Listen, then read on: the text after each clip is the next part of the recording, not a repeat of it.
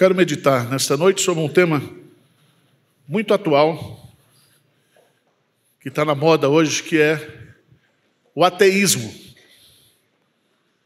O ateísmo. E eu quero ler com vocês lá no Salmo 14, versículo 1. E a partir desse versículo nós vamos fazer uma reflexão bíblica sobre esse assunto. E o tema da minha mensagem nessa noite é muito simples. A loucura de ser ateu. Se você quer ser ateu, você é um insensato. Você é um louco. Tá certo? Não sou eu que estou dizendo não fique com raiva de mim não. Eu quero que você leia o Salmo 14, versículo 1. O que diz? Diz o insensato no seu coração: não há Deus. Corrompem-se e praticam abominação. Já não há quem faça o bem. A loucura, a insensatez de dizer no coração: não existe Deus. Não há Deus. Cresce em nossa geração as pessoas que estão abraçando o ateísmo e dizendo que não acreditam em Deus. Não tem religião, são irreligiosos. Esse movimento, ele é inerente à alma humana, mas ele é também hoje um movimento provocado. Desde o início do século, 2006, Richard Dawkins publicou um livro, Deus, um delírio. E ele sustenta nesse livro que a crença em Deus é uma ilusão refutada pelo conhecimento e pelas evidências científicas. A palavra delírio, usada por Dawkins, significa uma insanidade. Acreditar em Deus, ser cristão ou ser religioso, para ele, é loucura. Quais são os argumentos que ele usa nesse seu livro? Ele diz assim: os ateus podem ser felizes, equilibrados, morais e intelectualmente realizados. Nós não precisamos de Deus. Nós não precisamos de nenhum aspecto de espiritualidade, de religiosidade. Ele diz: a seleção natural e as teorias científicas são superiores, abre aspas, à hipótese de Deus. Ele afirma que o design inteligente é uma ilusão. Ele diz também e defende que as novas gerações não devem ser influenciadas pela religião de seus pais.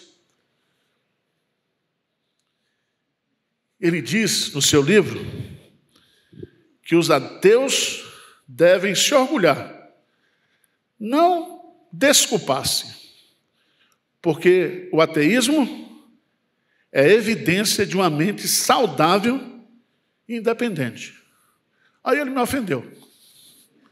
Aí eu tenho que sair na mão com um cara desse. Quer dizer, nós que cremos em Deus, nós somos pessoas limitadas intelectualmente. Não há espaço para inteligentes na fé.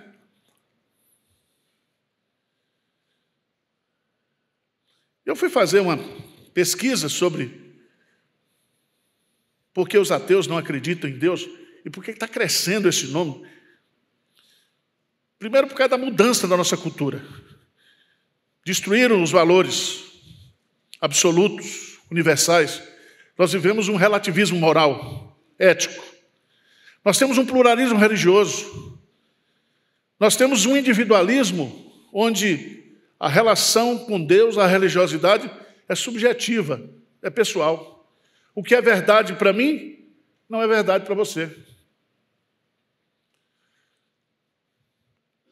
Os ateus estão convencidos que a única posição racional baseada na ciência é que Deus não existe. Ateus, há muitas pessoas que abraçaram o ateísmo após uma experiência pessoal negativa com religião ou com pessoas religiosas. Cresce na comunidade judaica o número de ateus. E muitos jovens que foram criados na igreja, quando chegam à universidade, eles abrem mão da fé e dizem, não, Deus não existe.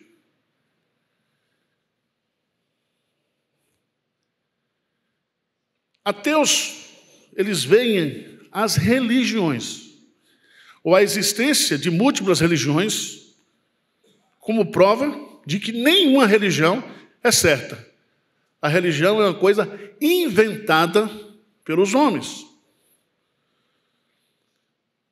Os ateus, por causa de, muitas vezes, uma tragédia pessoal, os tornam incapazes de entender o mal e o sofrimento humano.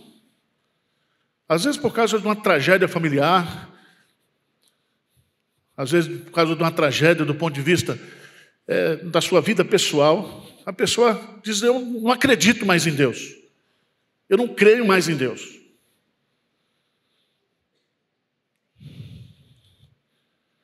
Mas eu quero chamar a sua atenção, porque se existe uma das loucuras que são apresentadas na Bíblia, é o ateísmo. Diz o insensato. Essa palavra insensato significa louco. Louco. Jesus usa essa palavra quando ele conta aquela parábola do rico avarento, que destrói os seus galpões, que aumenta os seus galpões, e na sua visão de avareza,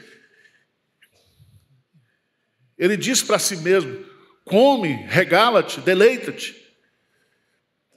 E Jesus pergunta na parábola, louco, esta noite pedirão a tua alma. E o que tens para quem? Para quem serás? E eu quero apresentar para vocês pelo menos 5 razões pelas quais a fé em Deus faz mais sentido do que o ateísmo. Você quer ser ateu? Tudo bem, mas eu quero colocar 5 razões bíblicas para mostrar para vocês que crer em Deus é um privilégio, é uma bênção.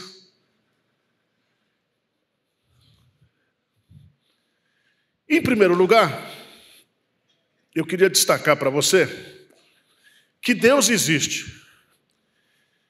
E a primeira prova da existência de Deus é a revelação natural. Veja lá no Salmo 19, o salmista diz, os céus proclamam o quê? A glória de Deus. E o firmamento anuncia as obras. Um dia discursa a outro dia, e uma noite revela conhecimento a outra noite. Não há linguagem, nem há palavras, e dele não se ouve som nenhum. No entanto, por toda a terra se vai ouvir a sua voz, e as suas palavras até aos confins do mundo. Aí pôs uma tenda para o sol, o qual é como um noivo que sai de um ponto e chega ao outro. Do nascimento ao ocaso. Quando o sol faz o seu percurso, toda a natureza está fazendo um discurso de que não pode ou não poderia existir uma consequência que é o universo sem uma causa que não fosse Deus. Veja lá em Romanos, capítulo 1. Romanos, capítulo 1. E eu queria que você fosse lá para o versículo 20. Romanos, capítulo 1, versículo 20. O que diz a palavra de Deus? Vamos ler juntos esse versículo. Vamos lá?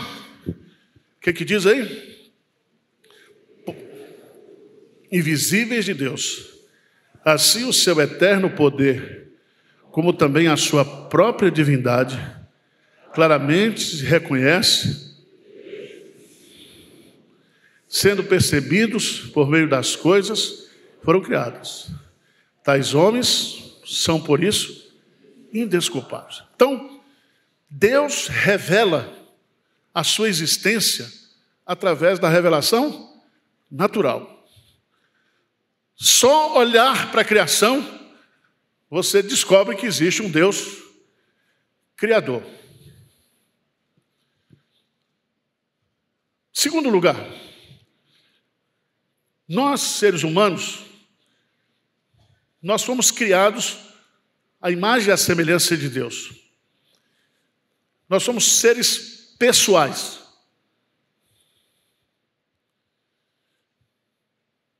Quando Deus nos criou, Ele nos fez alma vivente. O que significa isso?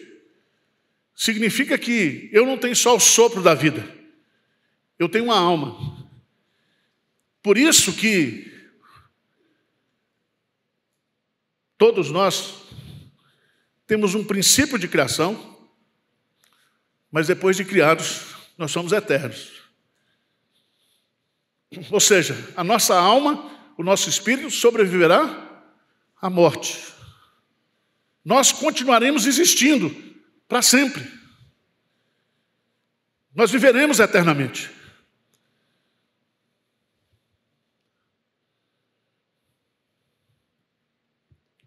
Veja aí, Romanos, capítulo 2, versículo 15.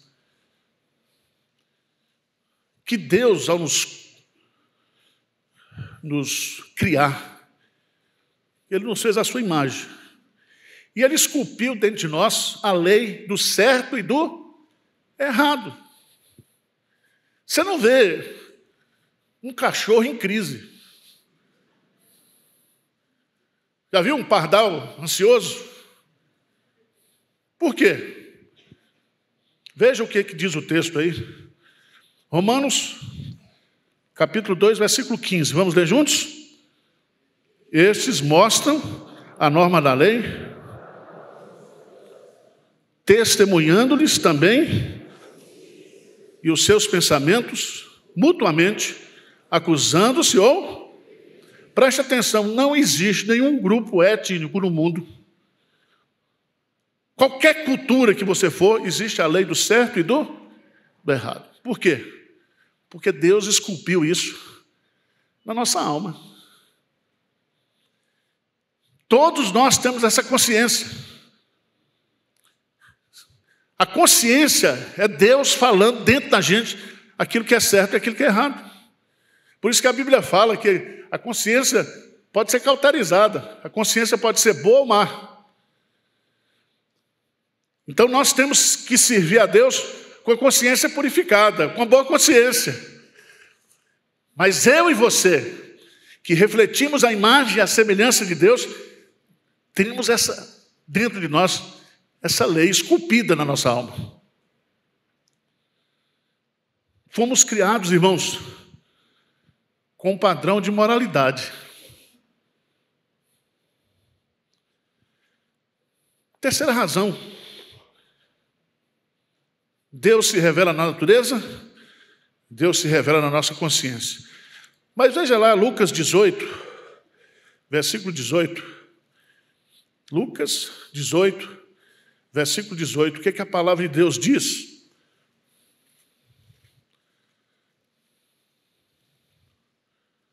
Lucas 18, versículo 18. O que diz? Certo homem de posição perguntou-lhe: Mestre, que farei? O que significa isso?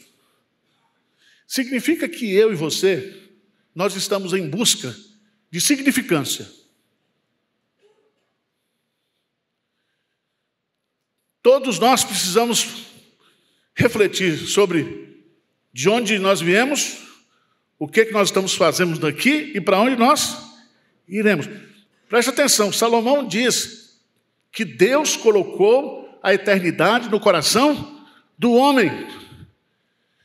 Significa que o coração do homem, para estar satisfeito, para ter significado e significância, ele precisa de algo eterno. Ele precisa de Deus. Vocês estão entendendo ou não? Eu estou meio filosófico hoje, não estou? Significância. Essa vida está uma droga. Essa vida não tem sentido. Você não vê nenhuma espécie com essa crise de significância. E quando você vai ficando como eu, 60 anos, eu tenho mais passado do que futuro. Você entendeu, né?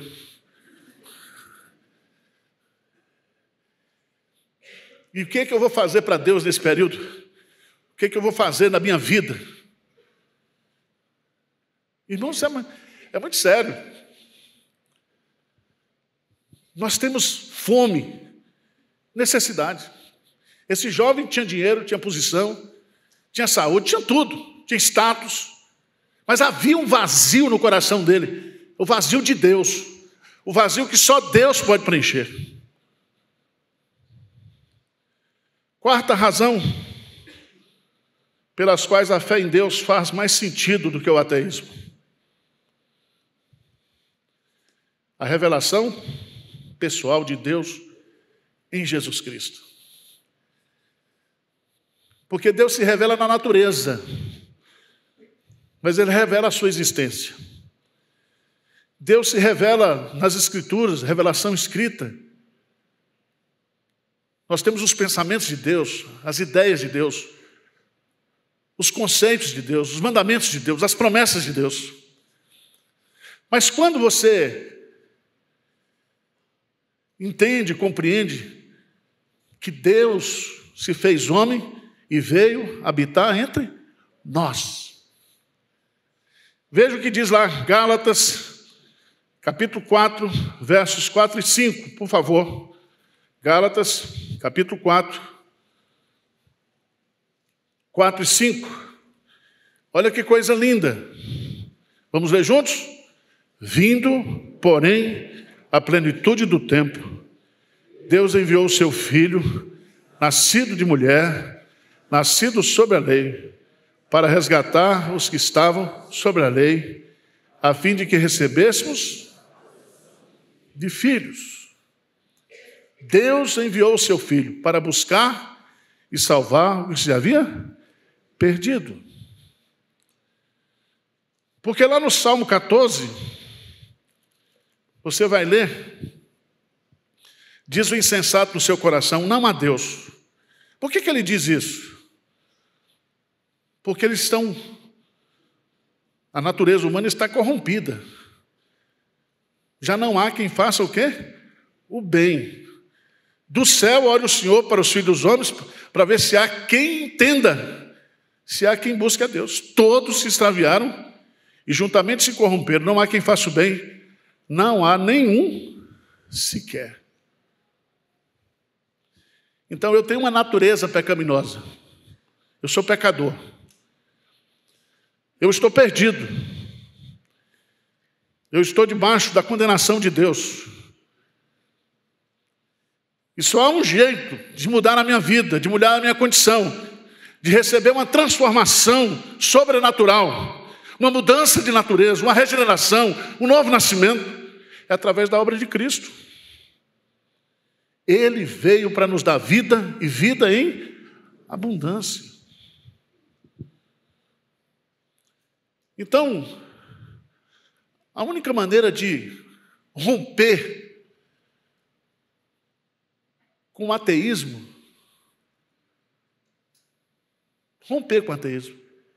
é crer em Jesus. Porque Jesus diz, quem vê a mim, vê ao Pai. Eu sou o caminho, a verdade e a vida, e ninguém vem ao Pai se não for por mim. Há um só Deus, um só mediador entre Deus e os homens, Jesus Cristo, homem. Ele veio para nos reconciliar.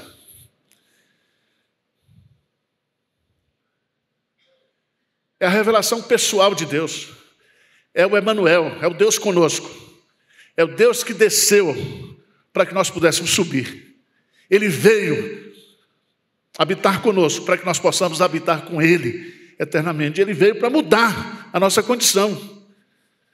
Ele veio para pagar o preço da nossa redenção, declarar que nenhuma condenação há mais contra mim e contra você e garantir a vida eterna, a salvação eterna. Mas em quinto lugar, eu quero terminar. O ateísmo,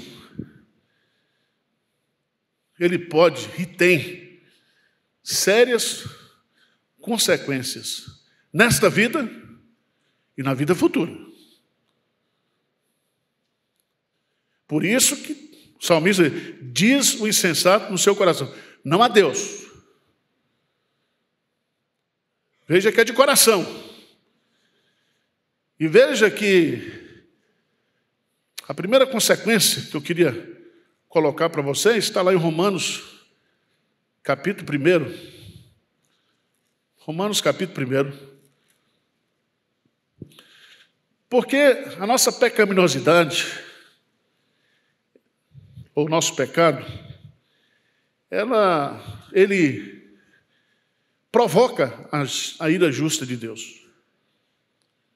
Porque o Deus que é amor, também Ele é justiça. E o salmista diz que Deus se ira todo dia. E veja, meus amados irmãos, no versículo 18 do capítulo 1, que a ira de Deus se revela de onde? Do céu. Contra o quê? Contra toda impiedade e perversão dos homens que detêm a verdade pela justiça. O que é detém a verdade? As pessoas são tão ímpias, tão pecadoras, e eles tentam abafar a verdade.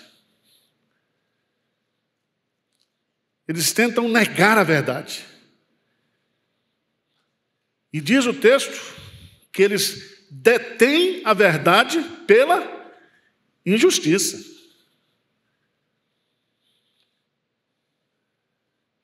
Quando você lê Darwin, você precisa ter mais fé para acreditar em Darwin do que na revelação bíblica.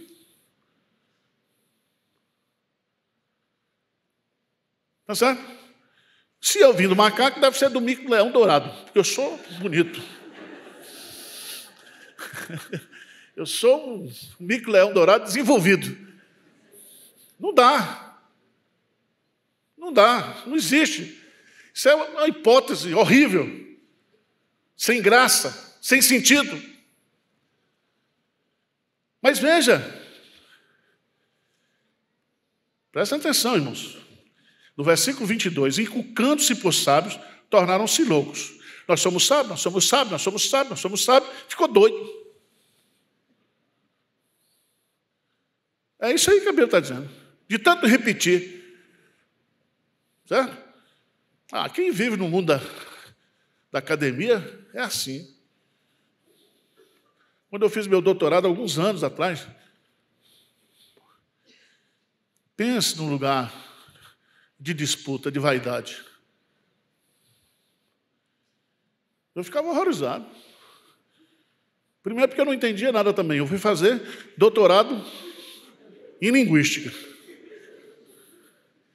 E eu lia os teóricos da linguística, aqueles caras que ficam lá na Rússia, tomando vodka e escrevendo um monte de... E eu li o negócio, não entendia, e ficava com um complexo de burrice. Porque o negócio era profundo. Irmãos, uma disputa, uma vaidade. Quem escreve mais artigo, quem faz mais isso, quem faz mais aquilo. É um lugar, veja bem, o humanismo é demoníaco. Quando a criatura é colocada no lugar do Criador, isso é demoníaco. O diabo era inteligente. Ele está nas universidades. Ele está nos palácios, né? Nos poderes. Ele está lá com a inteligência dele. Ardilosa, diabólica, demoníaca, destrutiva.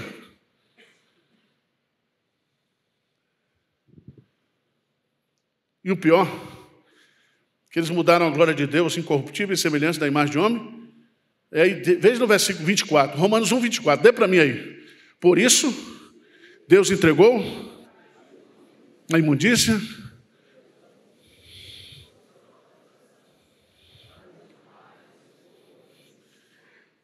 Isso aqui é a revelação da ira. O que é que Deus falou? É isso que vocês querem? Está liberado. A pior coisa que pode acontecer para mim e para você é Deus desistir de nós. É Deus dizer, então, é isso que vocês querem? Fica à vontade. E a ira de Deus se revela dessa maneira. Dessa maneira. Mas o grande perigo não é o perigo existencial, mas é o perigo eterno. Veja lá em João capítulo 8.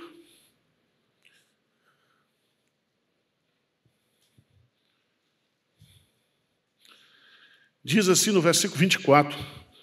Vamos ler juntos? João 8, 24.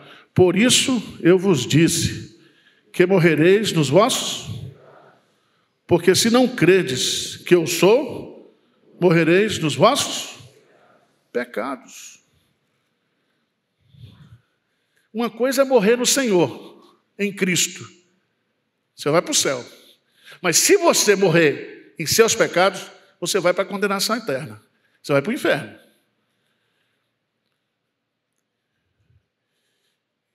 E o inferno existe, tá? E está preparado para o diabo e para os seus seguidores. O inferno não é aqui não. Aqui é uma beleza. Veja o que diz João capítulo 3, por favor. João capítulo 3.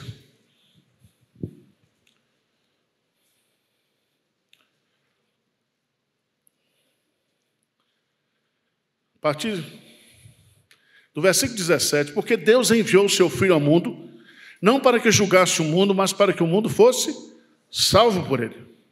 Quem nele crê não é. O que não crê já está julgado, porque não crê no nome do unigênito Filho de Deus.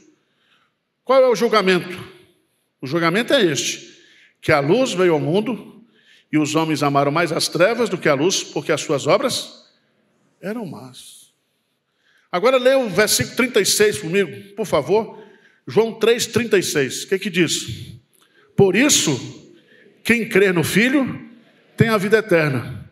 O que todavia se mantém rebelde contra o Filho, não verá a vida, mas sobre ele permanece a ira de Deus. Permanece a ira de Deus. Paulo diz que outrora nós éramos filhos da ira, filhos da desobediência. E o ateísmo é uma resistência à fé em Deus. Você quer ser? Fica à vontade. Mas eu estou dizendo para você, se você é inteligente, fuja do ateísmo. É loucura. Creia em Deus. Reconheça Deus como o único Deus que existe.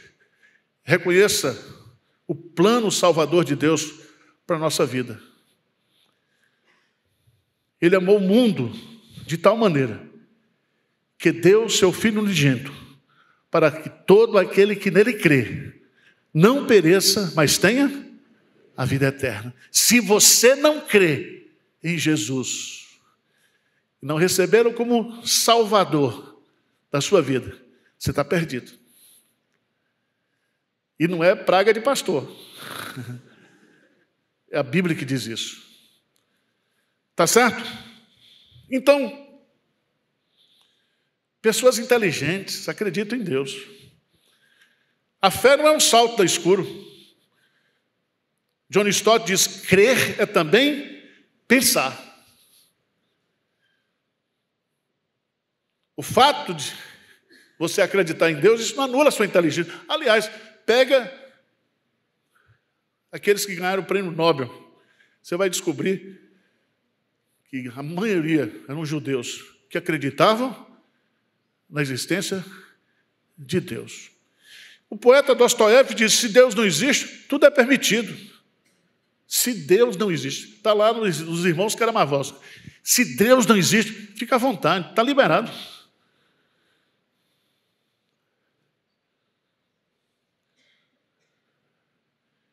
Fé é certeza, convicção e não anula a nossa inteligência. Os crentes também, nós, devemos tratar os ateus com dignidade, ouvi-los respeitosamente, pregar o evangelho para eles, porque quem vai convertê-los é a palavra de Deus no poder do Espírito Santo. Tá certo? Esse prédio aqui foi construído por um arquiteto muito famoso aqui de São Paulo, meu amigo Paulo Bastos. Ele dizia: pastor, eu sou ateu. Eu falei: eu sou crente. E a gente tinha um relacionamento maravilhoso. Ele partiu para a eternidade. Eu preguei o evangelho para ele. Eu quero encontrar ele lá. Porque no céu nós vamos ter muitas surpresas. A primeira é da gente entrar lá. É verdade. Segundo, você vai chegar lá, vai procurar para uns crentes aqui de Pedro, não está aqui. E uns que você jamais imaginava que seria salvo, está lá, desgramado. Aquele que deu trabalho para a gente aqui, está lá, está salvo. Porque a salvação é pela graça. E é Deus que salva, é Deus que julga. É Deus que é o Deus de toda misericórdia, toda graça. Então que nessa noite, fuja, liberte-se do ateísmo. Creia em Deus. Como disse Jesus para Tomé: Tomé, seja crente.